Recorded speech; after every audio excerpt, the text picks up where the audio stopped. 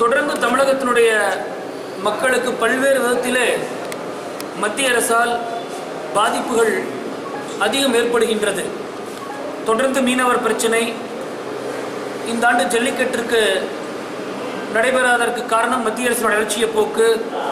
அதைத் தொடர்ந்து கடந்த ஒரு வாரத்திற்கு முன்பு தமிழக விவசாயிகளுக்கு அதிர்ச்சி அளிக்கும் வகையிலே உச்சநீதிமன்றம் கெயில் எரிவாயு குழாயை அமைப்பதற்கு அனுமதி அளித்தது என்பது தமிழக விவசாயிகளுக்கு ஏற்பட்ட மிகப்பெரிய ஒரு துரோகம் என்பதை நாங்கள் கூறுவோம்.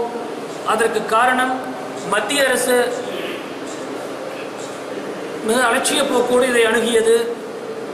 தொடர்ந்து கடந்த 2 வருடங்களாக தமிழக விவசாயிகள் மத்திய அரசை பெட்ரோலியம் மினரல் பைப்லைன் ஆக்ட் 1962 அந்த சட்டத்தை ரத்து செய்ய வேண்டும் என்று பலமுறை கேட்டார்கள்.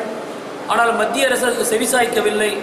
அதன் காரணமாகத்தான் அந்த சாதகத்தை பயன்படுத்தி இன்று உச்சநீதிமன்றம் இந்த தீர்ப்பை வழங்கியுள்ளது.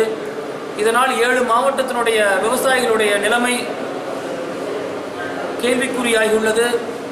நிலச்சட்டத்தின்படி 80% மக்களுடைய ஆதரவு இருந்தால் மட்டுமே நிலத்தை எடுக்க முடியும் என்று இருக்கும் பொழுது 1% மக்கள் கூட அந்த திட்டத்திற்கு ஆதரவு தெரிவிக்காத பொழுது எப்படி இந்த திட்டத்தை செயல்படுத்த முடியும்?